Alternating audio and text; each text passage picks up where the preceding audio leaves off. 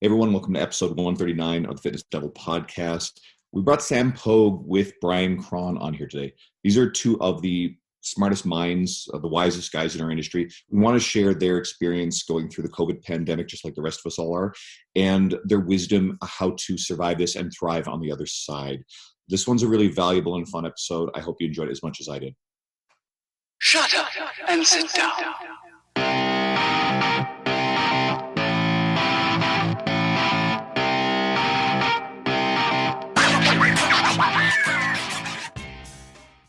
Hey everyone, welcome back to the podcast. Sometimes the off-air commentary is so funny that I can't get the laughter out of my system. We've got Sam Pogue on here today and Bryan Krahn. We're doing another one in this series recently where we're seeing what the industry thought leaders, what they're doing and how they're handling. We're in the middle of the COVID pandemic. So I keep saying this every time we start out an episode. Maybe you're lucky enough to be going back to our archive a year and a half, 2 years from now. This is all over with and we're all breathing this giant sigh of relief and thank fucking God that is passed. Or worse, COVID-20 has come out and it's the zombie version of it, and we're all living in gated communities underground. Then chances are you're gated communities underground. That's how it happens. Like they don't like that would take so long to get infrastructure. I run a little far afield here. Sam, if you're not familiar, we've all had Sam on once as a guest. Sam's a VP with True Coach, so online training is a big thing right now. And then Bryan, in his record 6th appearance on the podcast, returns.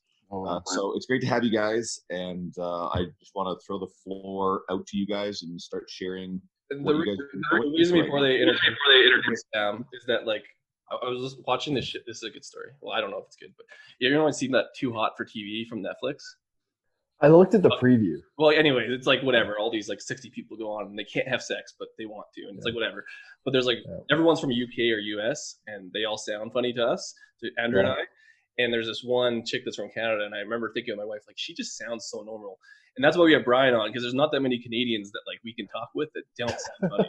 Like Sam, you sound super funny, and every guest we have on sounds funny, even though we probably sound funny to them. So that's why we've had you. It has nothing to do with your fitness prowess of writing. It's just like you're more like us than you want to believe. We need to get Andy Mogan, long, thoughtful pauses with Andy Mogan back on here for a really good accent. Anyway, back to topic. What was the topic? Let's just get Sam. What have you been up to? Like, what's life like right now? Man, for us, it's been obviously remote coaching. Just went from kind of known about thing to everybody does it. But not only does everybody do it, everybody is attacking the same audience because there's no one's training in person, right? So everybody went from a in-person coach or hybrid coach to an online coach.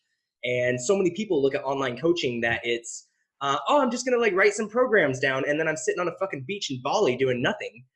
When it's like, it's actually a secondary business unit, right? It's actually a thing that you actually have to have a clear value proposition. You have to have a market. You have to understand where the funnel is, what the client experience is going to be, and how much effort you're going to put into it, right? Like you can't go into it going, oh, I'm just going to, kind of laissez-faire go into it. And you're programming, it takes you 9 hours to program for someone. And then it's like, oh, I'm working like 90 hours a week for 10 people. And then you're so scared of sales that you've rolled back your prices like your Walmart. So you're charging $25 a month for programming. And you're like, I don't understand why I'm broke, right? So it's a lot of that and a lot of, hey, we got to teach general business, right? Like, hey, what is your market? Who is your market? Who are you talking to, right? Because every young coach is, I can train everybody. And you're like, okay, it's great. But who do you work with and why do they work with you, right? And so we have this support group now, and it's been this arena for me to try to deliver content and help coaches all of a sudden go from like no online presence to an online presence, right? Because most of these kids right now think that like, oh, I need to be online. That means I got to start posting on Instagram. And it's like, whoa, okay, we're like 9 years before that. Like, let's chunk that back a little bit. And, I'm like, what's your value proposition first? I'm like, what's that? I was like, why do your clients train with you? Right? Like, and so then it's like, okay, well, how long where's someone going to come from? Like you thought your in-person business was slow building? Online's going to be even worse, right? Because now you're battling everybody. And what's even worse is you're battling the people who are good at it, right? Like I might talk business, but I'm not the social media, like, hey guys, check out my cute new orange top. It makes me look like I have a C cup instead of a B cup, right? Like I'm not that person, right? Like I post some shit on social, but based on that, you could be. That was like a really good impression. Sorry. Yeah. Did that do it for you? Were you guys like really? Can I make myself an Instagram influencer on LinkedIn now? Did that really fast, and I know people can't see it on the video, but like you had it down. Yeah. There's this account on the Instagram. I know we're kind of getting off topic, but it's called Let's what Bryan has to say, because Bryan was doing the shirtless selfie before. Well, Bryan would like this. Brian's yeah. Brian's older, and he's probably seen the generations grow up. But there's this account called Influencers in the Wild, and it's like I've seen that influencer influence or whatever. And it's just like you see people on their phones doing that, or someone like filming them, like running around them as they're like posing in the middle of like a street, and it's just like, anyways, that's what you look like. Bryan, I did work it on it, so I mean I had a lot of training. Yeah, there's a lot of that going on it. Oh my god! But basically things have transited. Instead of like now that everyone's flooding in, I think it's been a common theme with a lot of the online stuff. We had Jordan Syatt and Mike Conti, but long story short is there's been people who've been doing this for years, and now everyone's jumping in, and they're just shitty versions of. They're making the good people look really good right now, and it's gonna be interesting how this whole thing plays out. And Brian's probably a good person to have an opinion on this, because you brought up a thing about Instagram, but Bryan didn't get on Instagram until like 2 years ago, I want to say. But you've been online training for like since like it wasn't even a thing. Did you just need better bifocals to see the screen better, or like what was the thing? I know they were giving you shit about being old earlier, but what was 2 years? I mean, it's a long time. I am old, man, but no. The reason I'm not on Instagram is I do everything alone, and I just hate bugging people at the gym for selfies, and I think that's lame. I go there to work, and Instagram's all my dogs and my kid. Well, how have you been dealing with this? I know it's not all about online, but how have you kind of changed, or kind of any like wisdom in terms of like because you've been through stuff like this before, like not nothing the recessions. I was pretty cocky going into this because I knew I wouldn't take much of a hit, and but I also knew in the back of my mind that once you go a few paychecks, people have to make some tough choices. So I've definitely noticed some business going down and applications are down, and so I'm just giving a lot more value. I know that sounds cheesy, but and just brushing up on my skills. Like I'm building a gym in my basement, so I will finally be doing more video content that way. And I just think the industry is not going to be the same. And I thought at first this would be like a 2-week aberration, and everyone would just do their bands at home and then go right back into it. But it's not going to be like that. This is going to be it's going to be a slow build. So where do you think it's going? I guess, so to speak. Everyone kind of has their own opinion, but it's kind of interesting. Like, where do you see it changing? I do think that the days of the big ass fitness center, and you go in and you pay your $40 a month, and maybe if you want personal training, you pay their trainer, whatever, like that model, the Good Life, the Golds, I think that's on its way out. Really? Yeah. And I think if you got like a small size, like a, not necessarily one-on-one studio, that'll always be here, or like a 5-person at once kind of spot, that will survive. But for what I do, like I'm going to be doing a lot more stuff directed towards what people can do at home. So basically just more, scale down my exercises, stuff like that, scale down my programming a bit, a little bit more home gym friendly, and just make it really good programming, much more, getting more out of those basic exercises, with the other loading parameters, as opposed to, use the reverse hyper, that doing. Well, that was one of the things, again, and I don't know what Andrew, or you could add that, like that was basically echoed with everyone we had. It's just like the training hasn't really changed, even though it's at home, but you still have to like kind of be creative, but then also offer the same value. And a lot of the coaches or even gym owners were like, how do you give more in this time so you can build equity over time and build it long term? And maybe that's somewhere where we go with you, Sam. Like, what have you guys been doing at True Coach to kind of do that? I'm assuming you're doing that. Maybe you're not doing anything extra. Maybe you're just being the worst. Yeah, you can assume that. It's interesting that you meant, going back to the comment about being cheesy. And it's cheesy. It sounds cheesy to us because we all spend so much time in the same circles that we're hearing the same thing. And it's common sense. Yeah. Like in this conversation, if you're here, like not one person is going to go, yeah, everything's fucking changed from the gym environment. Like I got to deliver more value, right? Like that's just business 101. Yeah. But on the other end of it, like I'm dealing with a lot of like entry-level trainers. It's like, that's not the conversation people naturally think about, right? Like people are like, hey, I need a template. Can someone give me their template for a week of training or something? And they're like asking for other people's workouts and trying to sell them. And I'm like, whoa, hold on. This is training. This is what you do. right? And it's like, so it's not cheesy, right? It does need to get said, right? Like the more I've been in this spot, in this version of my job, and you see that, like, yes, in our circle, it gets old hearing it, but like how many of our circle, like we're all going to be safe out of this after this, right? 50% of the industry won't be, right? In 2008, you could have been a CrossFit box and you're going to do good just because you're a CrossFit box. But by 2014, right, you sure as hell had to know how to run a business and run digital marketing and run ads or run some sort of acquisition strategy. And so, but the game became so flooded, right? Now we're look at the Orange Theory's taken off. F45 grew up a fucking shitload, right? Equinox is expanding quite a bit, right? They're jumping in the hotel game, right? We're starting to see this unique game in fitness where it was getting more popular.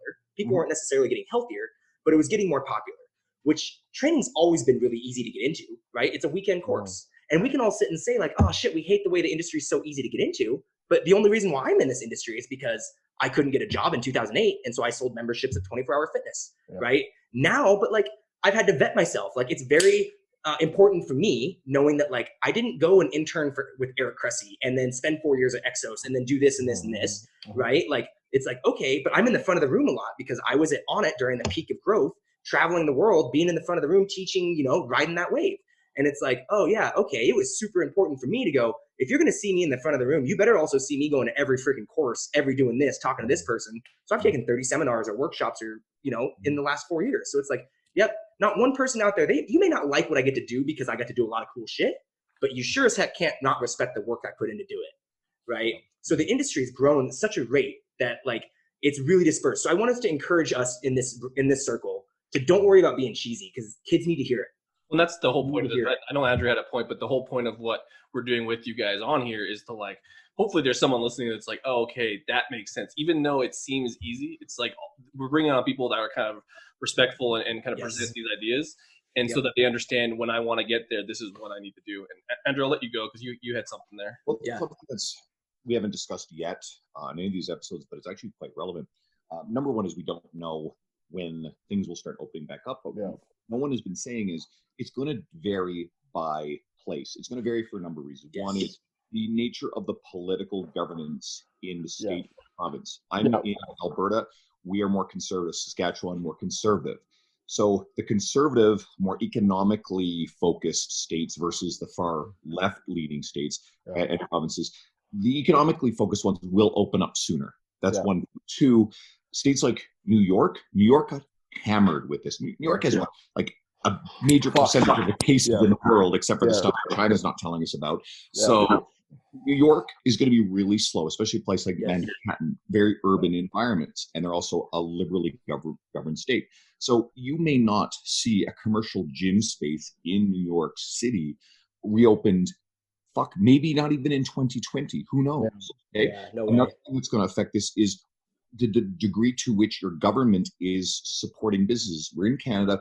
You know, we're definitely getting more support than the Americans are getting, where our prime minister just announced, I think it was 75% for small, medium-sized businesses, which would include gyms, rent support. So, you know, a lot of commercial landlords are going to get support. So it's going to less of these spaces get knocked out.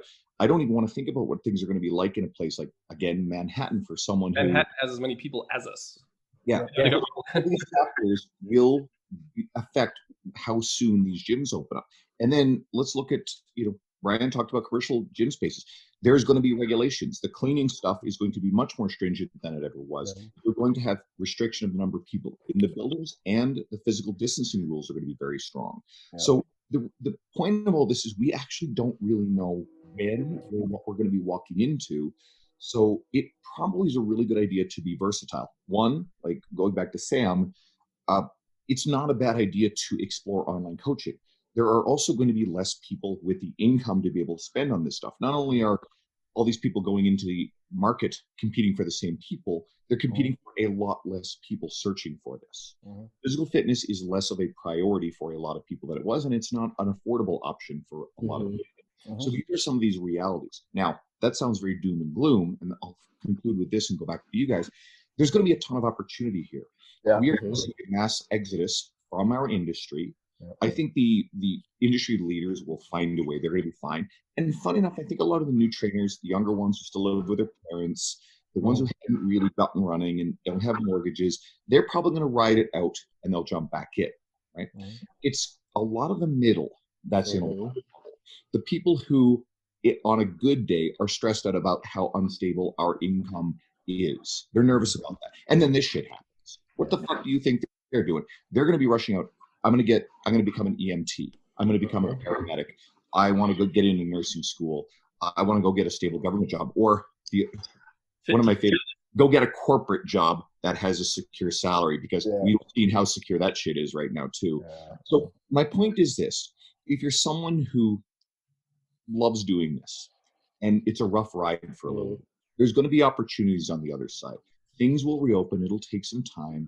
If you double down and find a great way to, and this goes to what Bryan was saying, just give everything you have to support your clients. I have clients who are really trying very hard to support me, and thankfully I'm able to not only just survive, but I'm doing okay right now. And if you always approach it that way, and if you survive this, shy of aliens invading next year, could happen. You are going to have a good career. 100%. The other side on this one. That was a Sam level rant. This has been like a thing. I love it.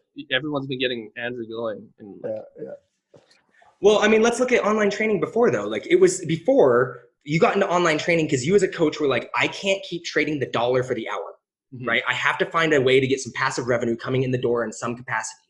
Well, as personal trainers, we know individualized programming. We know face-to-face interaction. We know curtailing an experience to be like, oh, you need ipsilateral half-kneeling overhead presses, and you get contralateral half-kneeling overhead presses, right? Like, you get to like choose that game. You get to play that game. When you're remote, well, not everybody's ready for that, right? Like, all of a sudden, like, you don't have the ability to coach someone the same way. So all of a sudden, the thing you do, oh, I have to switch from like getting to do it this way to like I have to do it this way, right? And with video. And like, those are like the two biggest challenges coming in. Like, ooh, do you know how to communicate, how to swing a kettlebell in like 3 steps, right? And then like coach them progressively with video when you're not with them in person, and give them tactile feedback, and then like make them feel safe and do all the things that we already have to do, and then progress them and play the game. So it's like, that's where it really becomes a linchpin, really hard for kids out of the gate. So it's interesting because that's where you guys kind of fit in. This isn't a True Coach ad, but like the quality of videos and the app and stuff, it's there to kind of do that. But the one weird thing with that is like the people who are coming up like Bryan and who've done this, you have the experience. I don't want to say it's going to make people less fragile, but it's like you have that group and you have to support them in a different way to give them those skills, because it's technically easier to do it. They get the app, they get all the videos and stuff, but they still have to like grow and evolve as a trainer, I guess that's the problem. It's not a problem you're creating, but it's kind of a problem of everyone jumping into this too fast without actually doing those things. Like, all of us have made videos and done these things and learned these skills, but you don't have to anymore. But like, it does make you fragile in certain situations. Bryan, I want to hear from you. Me? Oh, yeah. I'm terrible on video. But, I should have said. I didn't mean you, but people. I know. In any way, shape, or form on the stuff we've been talking about. Yeah. Well, I do think that I kind of had an epiphany about this. I actually just wrote about this for my group. I love saying stuff. We'll push this. Yeah. Plug for you. When this first happened, I guess it was about 6 weeks now. We've been shut down around that. Ish. I was kind of excited about it. I thought, oh, cool! Like 2 weeks, we'll be talking about this when it ends. Oh, that was a fun 2 weeks. We did nothing, and then as it went on and on, it just became clear to me this is not, like I say, this is the beginning of the change. Yeah. And of course, change is hard, and I got I got a little insecure about that and anxious, but now I'm like, I think it's really good for the industry. It's going to force a bit of a cull, some people to leave and other people to really drill down, and I think it's going to bring expertise back, because it was getting, not to sound like say it. Yeah, there's just way too many people repeating each other, and not a lot of people sticking their neck out and saying, no, this is how things are done, and this is what you should do, and be able to back it up. And so, and that's what I was getting at with the video stuff. It's like it doesn't put people on the spot to get better and evolve. Yeah. Like, because it's so easy to be shitty and just copy stuff. Like, I know it sounds really bad, but it's just like, there's so many templates, like Sam was saying. I'm just getting my friend's template, and you can sell it. You can literally join the True Coach, put a template on. Yeah, I think you guys even have templates on there already. So but But again, that's good for business. But I think that long term, the evolution will. We always alluded to the reckoning, and I feel like we're kind of at the reckoning. So maybe it's predict the future. But what does that look like? It's kind of maybe where we go with this, and that's kind of Ooh. And just right now too, with Georgia opening up, I think this will be the worst for our industry because a lot of people are going to get sick again. And now other governments are going to be like, we're shutting all this shit down for a long time, until there's a vaccine. And, that might take, that's going to take a while. Well, this actually is another interesting thing about it. Yeah.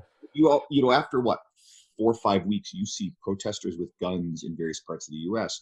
Now, I don't want to get there, Andrew. No, I don't. Let me go. I don't want to get political with this one, but basic understanding of the difference between the way that North Americans are, Americans in particular, Canadians as well, versus comparing it to Scandinavian countries. I know Sweden's doing something a little different. Taiwan, these countries where they have a more collectivist attitude, and don't discount the fact that you will not be able to keep the population compliant with this for an extended period of time. And that's going to create a whole different issue. I mean, we're going to probably start seeing people injecting Lysol pretty soon. And that's going to get scary. That was a new meme. Did you see the meme this morning? Oh, yeah. I don't even want to think about There's one with Trump smoking a vape that was Lysol. I was like, oh my god, the internet's like so awesome. Can the governor, mayor of Las Vegas, be the person that's the test dummy for the Lysol injection? Did you guys see that video? No. Jesus. But if You haven't seen this? No. I When we're done, watch it because I think in terms of intellectual honesty, I mean, I don't agree with her, and you can paint her out to be kind of nuts. I like Anderson Cooper. Is this for real? Like this happened? yes. Coming from, I'm not agreeing with her, but you got to listen to her points and her perspective. Oh, I understand. Yeah. Right, but it's important that people. There's a lot of straw manning going on in this. And we're not going to politics right now. This is why we don't bring shit. It's not politics. It's not politics. It's the straw man argument that anyone who doesn't want us to lock down for 18 months and save every single plausible life is somehow this demonic evil person who wants to kill everyone. Mike Isertel did a great job on this one on our last podcast. But what we're seeing is people on all sides of these debates, and I think it's a good idea to stay the fuck out of them on social media if you're a trainer trying to help your clients. But all sides of this stuff is straw manning and taking the worst, most the lowest common denominator argument from the stupidest, most inflammatory person on the other side of it, and taking that to represent what everyone on that particular part of the argument. Before we move on, Mike, this is kind of funny. If anyone listened to the last one, Mike compared it to like on Independence Day when all the redneck states were shooting at the aliens. I was like, oh my god, Mike.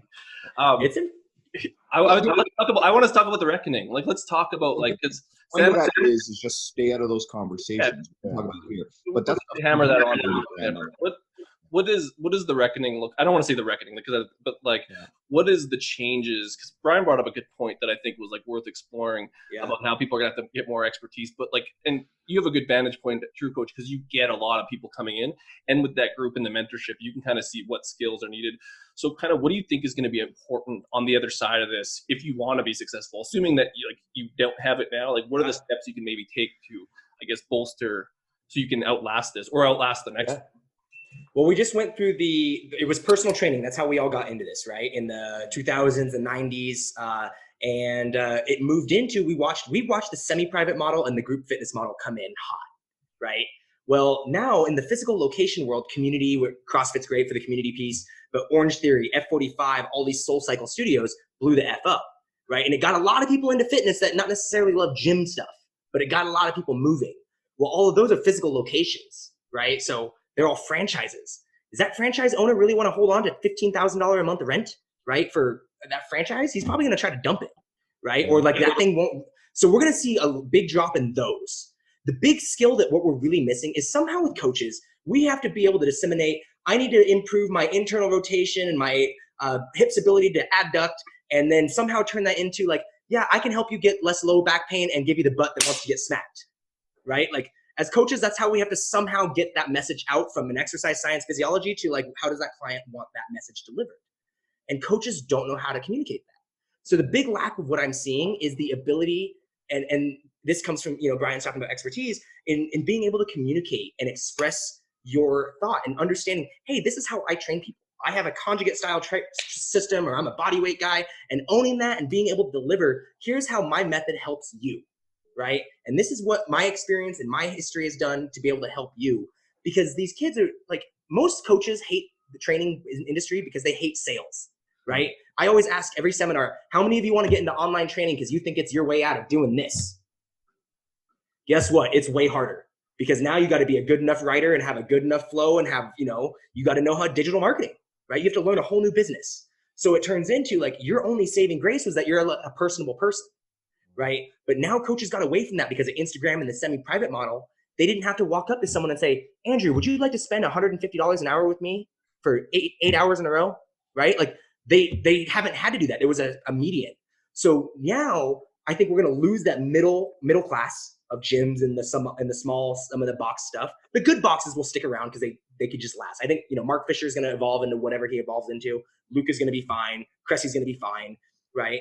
But a lot of the small ones, they going to be gone, right? Unless they got some money in the back to be able to support it. But the key is going to be, like, we watched this, it got too general. We started seeing specificity coming back into training, people wanting more specialized offering. And it turned into the coaches like, coaches like, I want to be like Cressy. It's like, yeah, well, Eric's put out a blog every week for 15 years on baseball players, and he works with the best baseball players. So if I wanted to market myself, who trains MLB players, to be another Cressy, yeah, I've got a long ways to fucking go. But at least I know how to walk up to someone. Arietta. Right. But to be able to talk to someone, right? So these coaches, that's where we all do that these young kids haven't had to do yet, right? And they have to learn how to have the conversation, because it's just back to business development. You can be the smartest trainer in the world, but you still have to learn how to sell. I just started training with Mr. Mike T. Nelson, right? Like, is Mike me? Like, Mike and I are very different people. Like, Mike's not going to like go into a room and say, let's see how fast I can be the center of attention. Like, that's my role. That's what I do. I choose if I want to be that person. But he still had to figure out how to get sales that work for him. He gets to play the I'm a hyper smart academic, right? Which really helps. And but if you want to play the Mike T. Nelson role, were you taking master's levels physiology classes for fun during your engineering degree? No? Okay, well, that's what you got to do to be him. So just learning how to communicate, right? Learning how to break things down, whether it's a movement to like, this is how it helps your goal, to like, how do I sell you something? Because we're moving back into that, right? Like, everybody's an online coach now. So if I'm looking through Instagram being like, all right, I didn't lose my job, I'm okay, but like the snack drawer is too fucking tempting, I better fix my shit. Who do I choose, right? Well, I mean, do I want to go with someone that says, yeah, I can train everybody? Or do I want to go to the person that's like, yeah, you've been like, Mike and I have been talking about my sleep for like the last couple of years. And I finally was like, I got a sleep test back from Thorne, and basically my cortisol and melatonin levels are opposite. And I was like, fuck, all right. Like, and then I was like, wait, quarantine, I'm not traveling. I literally can control every single variable of my life right now. Oh, wait, Mike, can you accept me as a client? Yeah, great, right? Like, it was that, right? But these kids, like, they haven't built that up yet. They all want to sell on reputation, but they haven't earned the right to be reputable. Bryan might know. Bryan's a writer. Repetitive? I'm not from fucking Newfoundland. No offense, Andrew. What do you think of that, Bryan? Because I mean,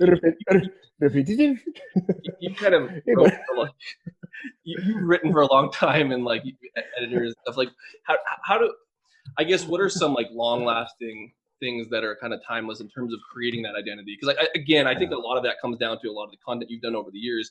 Like, you've created that thing, but what are some key points that you think are helpful, I guess, coming out of this? Because I think a lot of it, like you said, that stuff's timeless. Like, creating good content and branding is yeah. I think the bottom line is you have to be able to solve people's problems. Yes.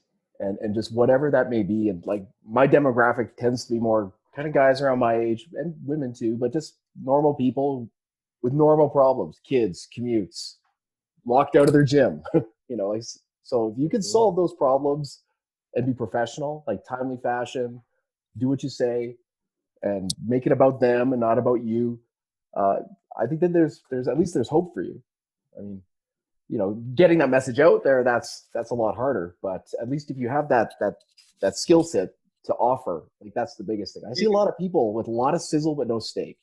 Yes. What's it look like though? Like, what does that look like? Because I mean, like, it's easy. Like I said, I think it's common sense for you guys, but like, if you were to put it into words, like, I'm like young trainer who Sam's making fun of. But like, what does that look like? Well, Bryan, tell me what the fuck to do. I'm scared. Well, I was young trainer, like from '97, and I was always just scraping by, just working at 4 different gyms and bartending and all sorts of shit that young guys do to pay the bills. And, that's open-ended right there. Yeah, exactly. You know what I mean? And then all of a sudden, all of a sudden it got easier. And as I got older, and I think it's just because you get all these scars of real life scars and dealing with real life problems and training around it, that all of a sudden this shit and you have something to offer people beyond just a pitch. Yep. Like I have people all the time that have just problems that need solving, just basic logistical stuff. Oh, how do I train when I got to get my kid here and I want to have this meal here? And you can come at it from a very direct, experience-based answer, and people are smart. They pick up on that. They're like, okay, this guy knows his shit. So I think that's just by living a long time that I learned that. Life experience is one of the most beneficial attributes you can have as a personal trainer. A little known fact, I've been doing this just shy of a decade. I've accumulated a fuck ton of training. I think it's like 16,000 hours in person in that time frame. I started my career as a trainer at 32 years of age. So I think that helped a lot. I think 20, 21-year-old trainers, I know there's a lot of them listening here, guys, it's not an indictment of you by any stretch, but one of the things that is going to happen is you gain more life experience. Some of this stuff's going to get easier. I'm paraphrasing what Bryan said there. Yeah. In the meantime, I think I don't want to say to someone if they're 20 years old, they should be trying to get in the industry. I think it's a great time to learn the technical skills. Yeah. But I think you still need to, I'll actually ask this as a question. What do you guys think with the extra time the fitness professionals have right now? What else should they be investing their time in to be better out the other side of this?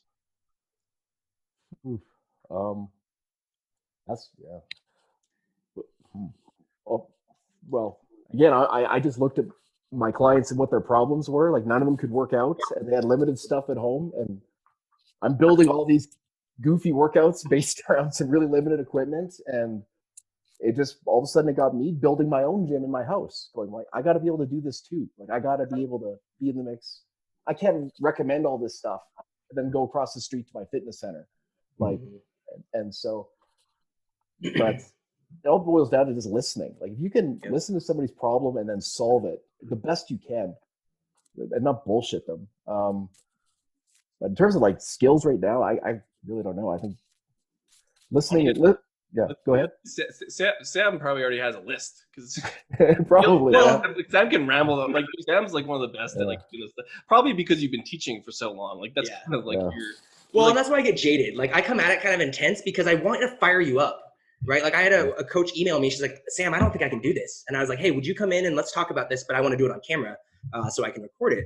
But I was like, hey, you're giving me this whole story around how you got into this because you had a great experience with a coach and you want to help people. And now you're getting pissed that like coaches on Instagram have way more clients than you and you can't sell people sessions. And it's like, you got to determine right now how much you actually want to help people.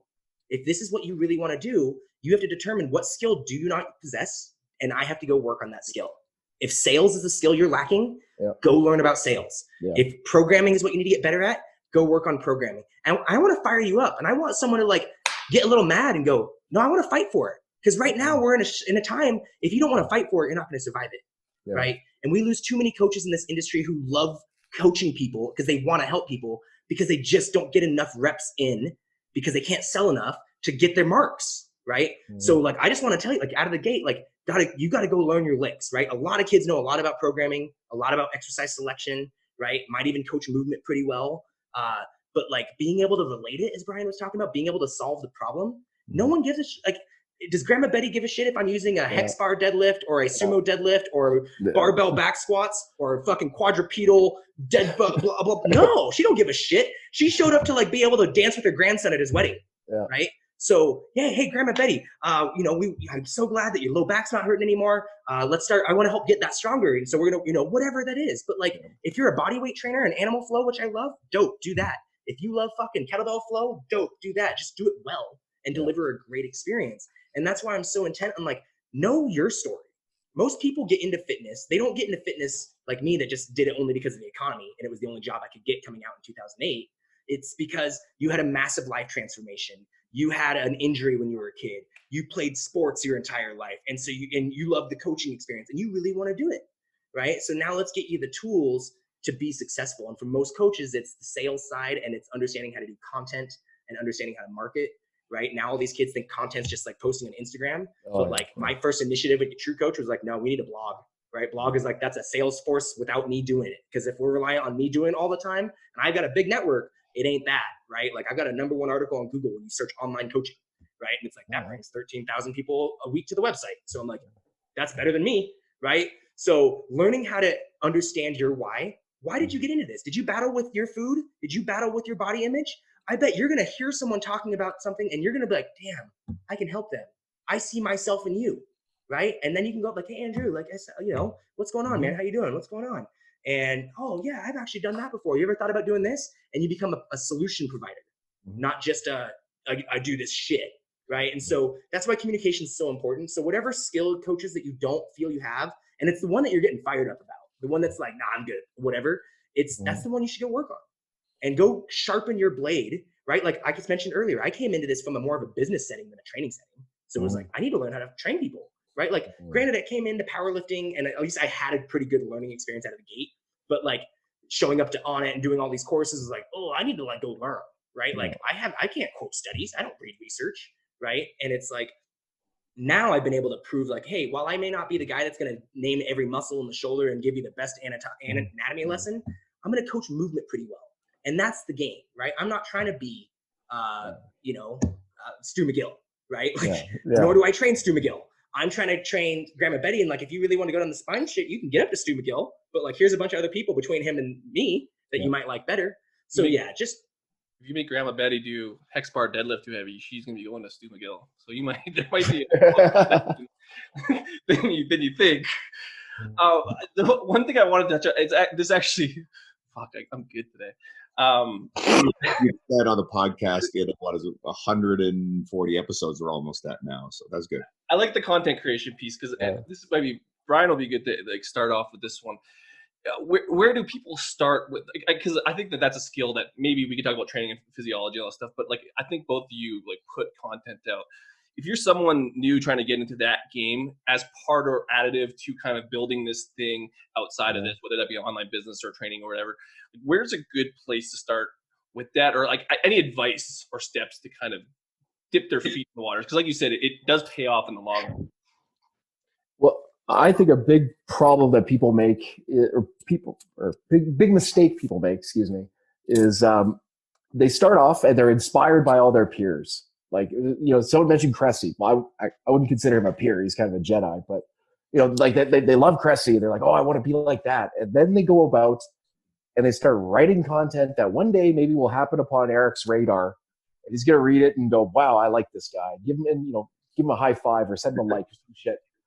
And Eric's never going to buy from them. Like, I've known Eric for 15 years. He's a great guy. He's probably the best trainer in the industry. He's never going to hire you.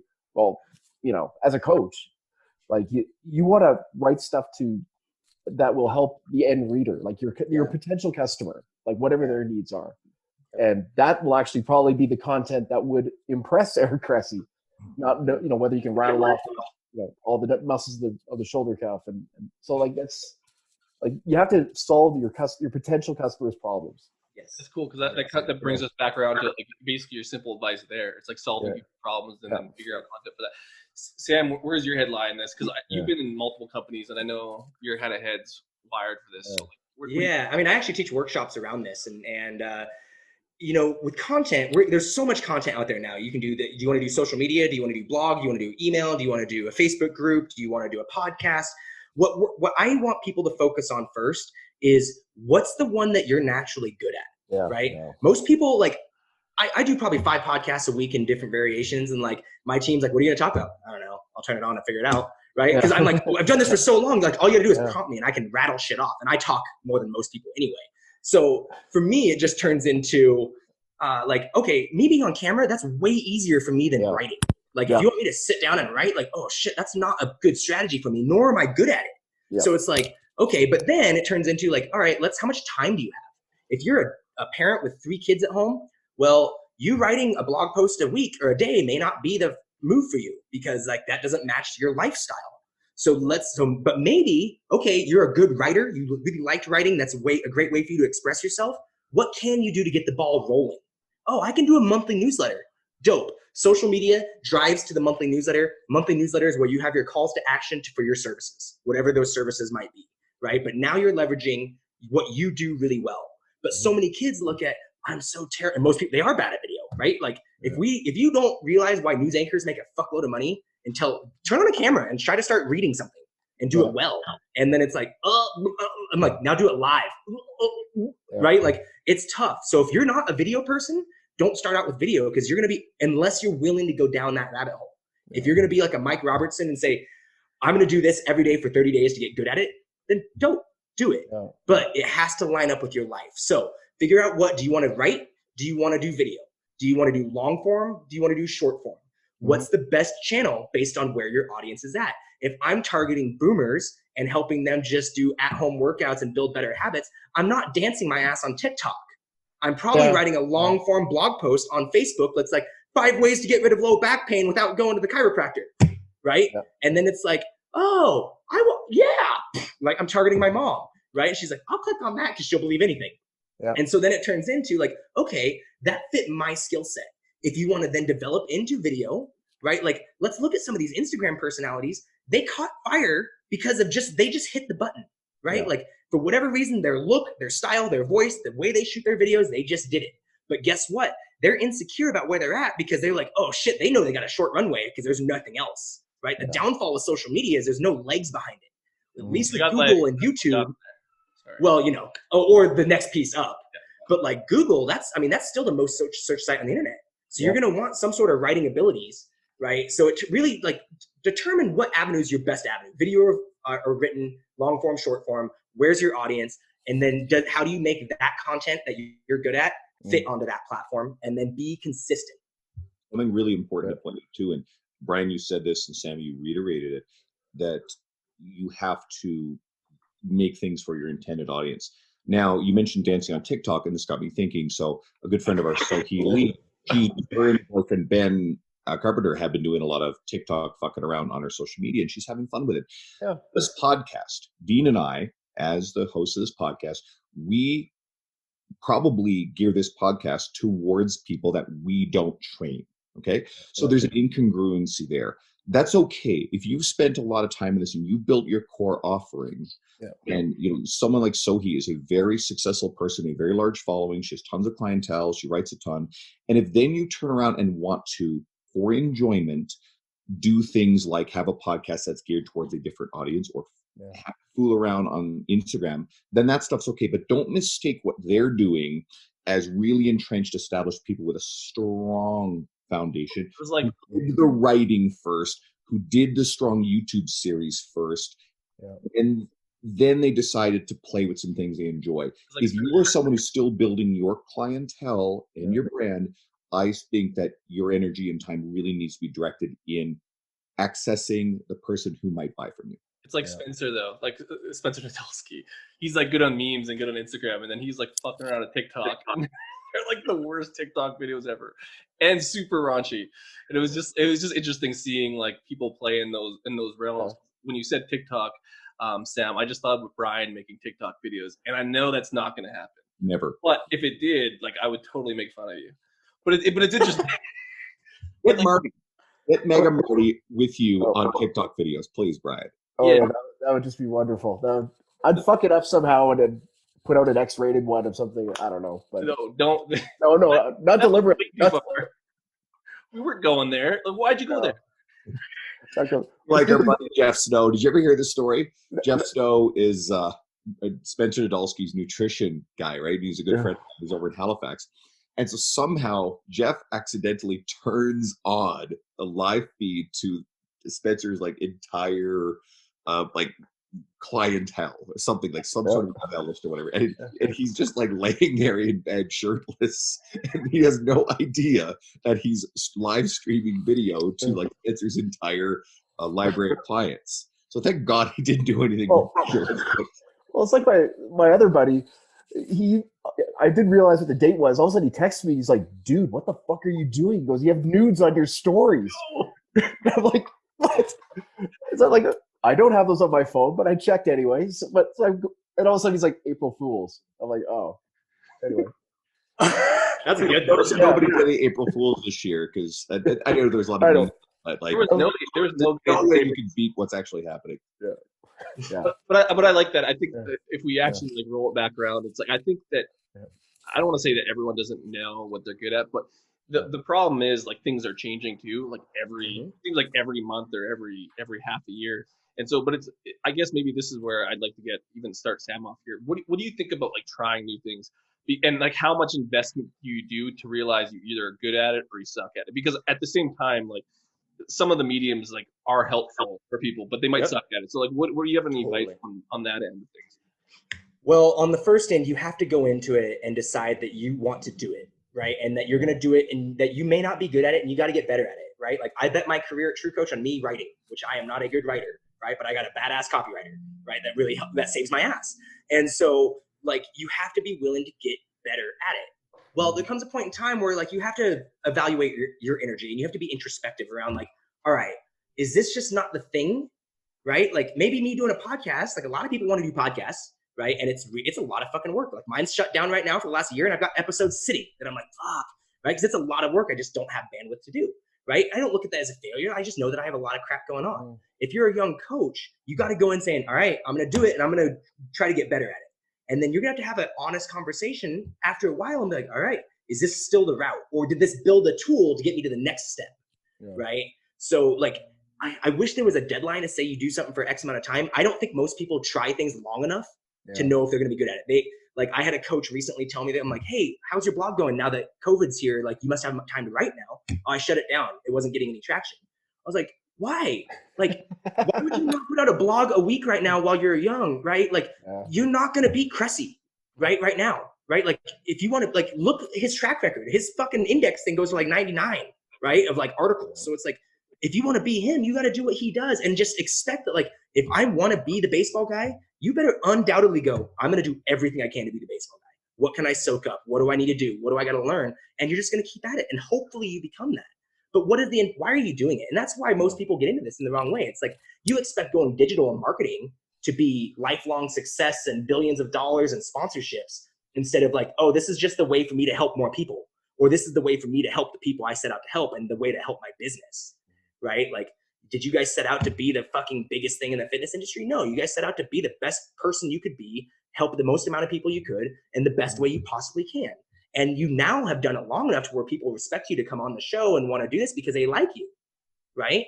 But it's not because like, I don't even know what certs you have, Andrew, right? I know you have a bunch, right? I help people. I just wanted to talk shit. Right. So, but like, that's what coaches think. So it really turns into like, hey, why are you doing it? You do it long enough, right? Like it probably was discouraging at first with Fitness Devil where it's like, oh shit, like, all right. And then now it's like, oh, okay, cool. Got some momentum.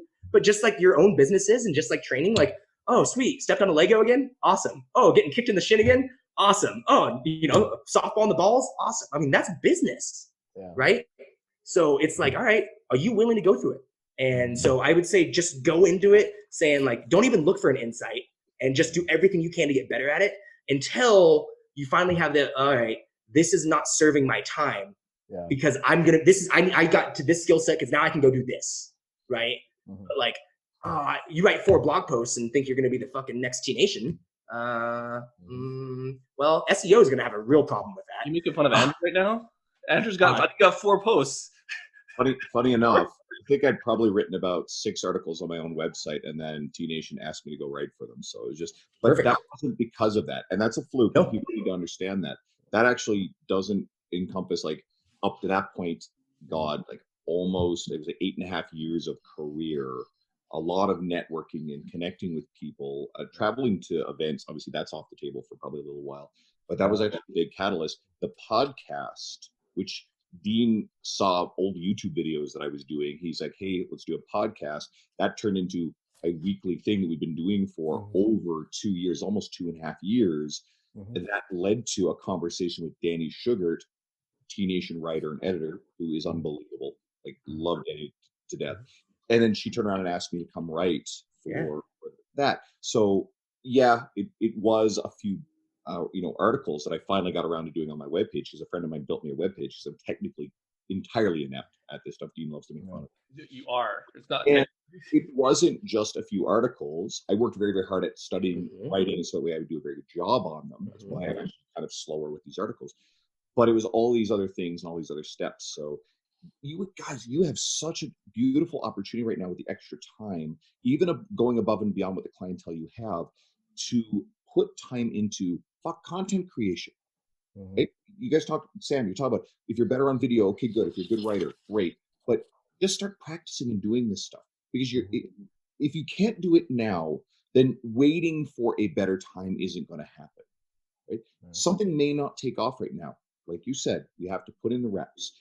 Maybe a year and a half, 2 years, 5 fucking years from now, you're in year number 2 in your career.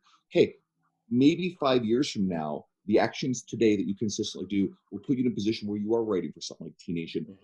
5 years from now, or writing for the Personal Trainer Development Center, or Men's Health, or Shape Magazine. Who is it? My friend Siobhan Fagan. She just recently got asked, I think it's Self Magazine, I'm pretty sure that she's involved with, and she writes for bodybuilding.com. And that was lots of reps. And her first language is not English. And she learned it and wrote and got better at writing, despite the fact that she wasn't even that great at writing, according to her. Writing in her second language. And that didn't happen because she sat on it, waited, and then finally, for the right time, did a couple things that had happened. No, fuck no. She did tons of stuff when no one was paying attention. And I bet, Bryan, from the day you first started writing and coaching to when you started having your name out there, I bet you that was a very long period of time. It was in the 50s. Probably most of the really accomplished people in. Yeah, if you can. That was like really good, Bryan. I think Bryan had it on mute. No. You man. got mad at that one. Out of all the jokes, that one should not be the one you get mad at. Yeah, I don't know. I think of all the superpowers you could develop, if you get good at writing, man, that opens doors. What's your experience with that? Because I think I actually I don't think we've ever we kind of talked about writing, but what is that? I don't think the process has changed that much. So what does that look like for someone kind of getting into it, just from your perspective? Okay, well, this is gonna be this will be the discouraging answer, because I got a previous life, I got an English degree, and then I got a journalism degree, and then for 4 years I associate edited for a company that rhymes with T-Nation, and so I rewrote many of these articles that people love so much. I rewrote them because most of these fuckers can't write, with the exception of Cressy, so. And then that came to an end, but I had this skill set. So that is just an enormous thing to have, that, I could take to other areas. But if you can learn to, and it's a different kind of writing. It's writing for the internet. It's succinct and it's punchy and it's just down to brass tacks, as they used to say. You got to get right at the customer, get their attention, and just. You can always tell when somebody's good because they just use fewer words. Well, how do they go about doing that? Because again, that's the discouraging thing. It's just like learning copy. You know how you learn good copy? You fucking rewrite other people's copy. So for me, being paid to rewrite other people's articles, that got me quite a bit better. So not everyone has that opportunity, but you want to get good at writing, you write, and then you will look back at your writing from 2 years ago, I look back at my writing now from 2 years ago, and I'm like, that is shit. I go, I can't believe, I want to edit it, but I don't have time. Yeah. And you just you just learn by doing. And I'll give you guys, anyone listening who's interested, a couple of thoughts that I think will be really helpful. So there's one book that I always recommend. It's called On Writing Well by Spencer. It's an easy to process book, access book, that will make you a better writer. I'm now going through Everybody Writes by Anne Handley. another unbelievable book. These two books, if you will read them and absorb them, will really help your structural quality of writing, how you approach it. And I think the underrated thing, people malign regular social media content creation, but it's actually one of the best ways to get a ton of reps in as a writer. Don't just splash something up quickly to do it. You have an opportunity to create something of depth and quality if you will write and edit a Facebook post or an Instagram post, and maybe you commit to doing one of these a day. You carve out 45 minutes to an hour to do it because you want to build all this stuff big picture. That's a great investment. Imagine this. Imagine you get an idea that's a bigger, broader idea for an article or some sort of series. What if you break it down into component pieces that you can put on your social media? Then take them all and edit them and do a really good job with them. And then take them as you write this larger thing. You're building a pyramid one block at a time. And then at the end of a 10 or 15-day stretch of this stuff, you take that all and you package it together and you edit it a little bit, put it together, and all of a sudden now you actually have the contents for a whole article. If you do a really good job with that, you have in a small daily dose put together a larger article that was really intimidating and scary that you couldn't even get started on. So break it down into smaller tasks. I think social media writing is one of the best things you could do in practice.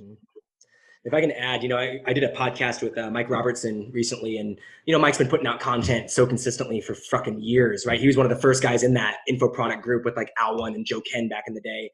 And like one of the questions we get all the time is like, how do you know what to create? And it's like, oh yeah, okay. Like, and Mike was just like, take every question your clients ever asked you and make that content. And I was like, yeah, what a great way to say that, right? Like, or like if you sit down and like, I'm a big interpersonal communicator, and like, I want to see what lights someone on fire, what like gets them to just get on their rant and like, oh, that's their thing, right? Like, I want to see that version of every person I interact with because I want to know the real them. And so with your writing, what fires you the fuck up about whatever, right? Is about, oh, I hate the way people coach the squad, right? And just like get words out there and see your words on the page.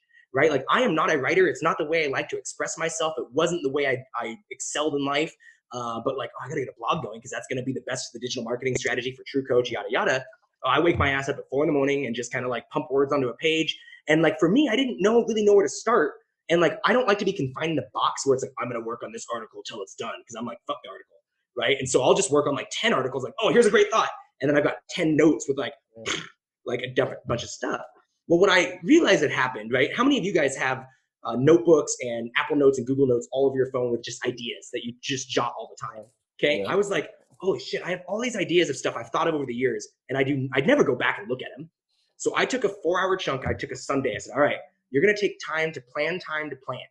And I pulled every Apple Note, every Google Note, every doc, every partial article I'd ever written, and sat down and was like, what do I have here? Let me start funneling my ideas. Here's my fitness business ideas. Here's the marketing ideas. Here's product ideas. Here's my personal ideas. And I hang it. You can see I have a poster board in my house that it's like all my ideas are scattered. So I can look up like, oh, okay, I've thought about that. Great. I can go jot the thought down. And then it's like I've attended to it. But like for me, it's like sometimes you just have a great idea, what I think is an article, and it ends up just being a great paragraph of a thought, right? And so that's like, oh, okay, I just need to hold on to that because where's that going to go later? And so I'll work on like 10 things at one time, and then all of a sudden I'm like, all right, I'm really down on this article. Or if you really have something to say, I'm like, oh, I just jammed that out, right? Like, how did I just write like 12 pages on whatever topic? It was just like, because it came out of you because you know it so well. So it goes back to our early conversation around the value, the problem that you're solving. You need to get so good at solving the problem that you can just talk about it in any which way or form. Someone grabs you at the grocery store, I can talk about it. I can write a blog. I can talk about it in an email, social media post, right? What problem are you out in the market trying to solve, and who are you trying to really help, and why are you trying to help them? You guys are going to forget these brilliant little inspirations and these questions that your clients bring up if you don't write them down during it. If you're not in front of your poster board, the thing that I always do, and I think a lot of people do the same, is your notes. I mean, I use a tablet, right? So pop it in a note. I'll even say to a client, that was a wonderful idea. This is going to turn into a great social media post. And they're invested because I always thank them like, hey, you inspired something. They love that shit. And then when I post it, they always get excited when they see it. So then you save that idea, and then you don't always have to spend an hour, 2 hours with this brainstorming content creation cycle. You have these things that you can run with. I have this massive library of stuff. And when I started really getting serious about posting regularly on Instagram and watching my following start to grow rapidly, it was because I had this massive reservoir of stuff. I'd pick something and go, I want to run with this idea this week, and then post it up, create this little Twitter graphic, chop it up, put it up there. Simple, easy. And they get shared, they get great traction. So it's not as hard to find social media content as you think. And then maybe something's really good. Maybe there's an idea that hits. Some of my articles have been an idea that I posted on Facebook that got a lot of response, got a lot of discussion. I think, well, I can expand on that. And I think there's actually a bigger idea here. Bryan, I actually want you to touch on it because, like, I was actually just looking at, like, I remember what Bryan's been writing, but, like, how have you been getting inspiration to write some of your shit now? Because it's kind of like you have succinct Twitter things and you go on, like, a rant. But, like, what's your process right now? Yeah, I'm ranting a little bit on Twitter just because, well, the way I actually do have a very mechanical process is like most coaches, I'm in my office all day and I'm answering questions, and maybe I have a TV on in the background, and something will pop in my head, and I think it has legs. I'll tweet it, and I just don't even think about it. And then maybe over a course of a few days, I'll look back, and some of them will get a lot more traction than others, and that I might turn into a Facebook post, or I might turn that into like my 5-boner Friday I used to do. And if whatever, something, when I'm writing it out and expanding on it, if it really kind of stokes me, I'll turn it into a blog, or I'll turn it into a newsletter. So I'm always repurposing. But it always starts with that initial thought that I have, total random thing, or and I just throw it out there. You kind of do what Sam does, except for you use Twitter. So instead of it being on your poster board, it just goes straight to Twitter, which could get you in trouble. But no, it does. Like people, but I don't care. Yeah, I don't give a shit about Twitter. Like everyone's full of shit on Twitter anyway. But for me, it's just a place to put these ideas out, and then occasionally maybe I'll expand it. I'll throw it on Instagram, but I'm too lazy to take a picture. I'll just literally copy my tweet and put it on Instagram and whatever. Well, but you should hire that guy back who is running your Instagram, who is posting all those pictures of you. Oh fuck yeah, no, I know.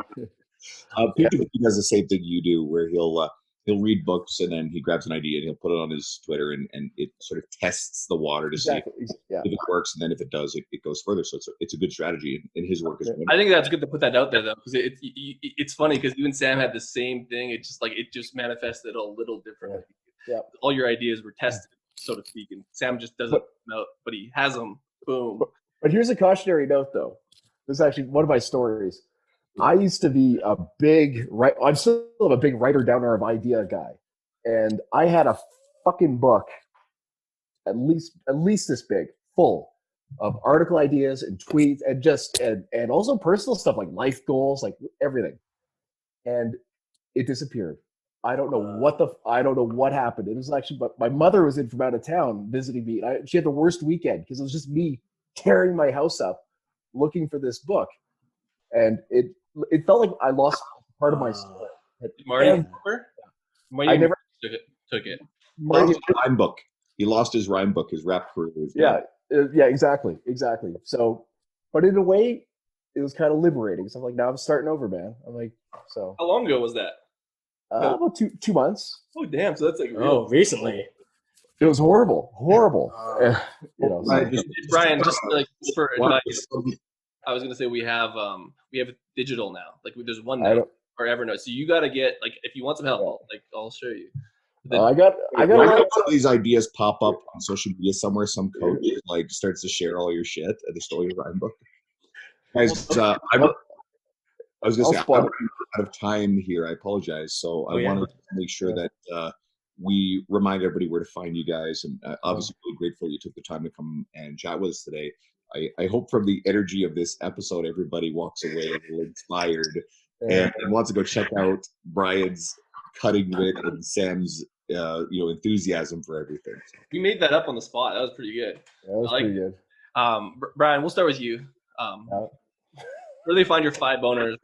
5 boners, yeah. Well, there won't be one this Friday because I'm out of time. But that's on Facebook, and I still do my blog. But my blog does okay, and that's bryankrahn.com. But Facebook's my big thing, and yeah, I'm out there, man. Been here a while, not going anywhere. You're extraordinarily well respected in the industry, and I always like to point that out. When it comes to a lot of the soft skills of coaching.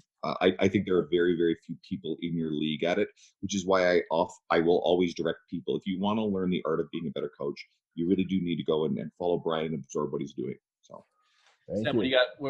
What's kind of the best avenue right now for all the stuff you got going on? Because a lot. Check out my website, sampogue.com. It's got my reading list. It's kind of where I drive most people to it, is to just share the books I've been reading. Makes it easy to, like, you're always trying to give people book recommendations, to just have it on your website. And then Instagram, I haven't been good at posting lately because I mostly have been buried in my job, right? Like, so go to truecoach.co if you want to look at an online training platform, a 30-day trial, and then read the blog. I mean, I've got a nice blog going there, and I've got some guest writers in there, and mostly about fitness business and training and marketing and improving your business. Yeah, we try to put out really authentic content, right? It's not the same. It's not copy. I know it's branded content from a brand, but like it's you're gonna hear like my ranty type voice, right? In these articles, it's not cookie cutter fluff. I guess from a content setting, I want to be really authentic. So truecoach.co, please check out the blog, and hopefully that's valuable for you guys. And just to point out too that I use True Coach for my online training. I don't do a lot of it, but I love the platform, and I endorse it heavily. Guys, thanks for both of you guys coming on. We appreciate it. And all the listeners, guys, thanks for tuning in. I know a lot of you guys are spending much time on commutes and other things, so your opportunity to listen to this kind of stuff actually is down, even though you have more free time. So it means you're actively choosing to listen to this. So we really appreciate that. I'd love to hear from you guys. Shoot me a message in my inbox on Instagram. I'd love to chat and find out how you're doing. Thanks for listening. Thanks for coming and speaking to us, guys. Shut up and sit down.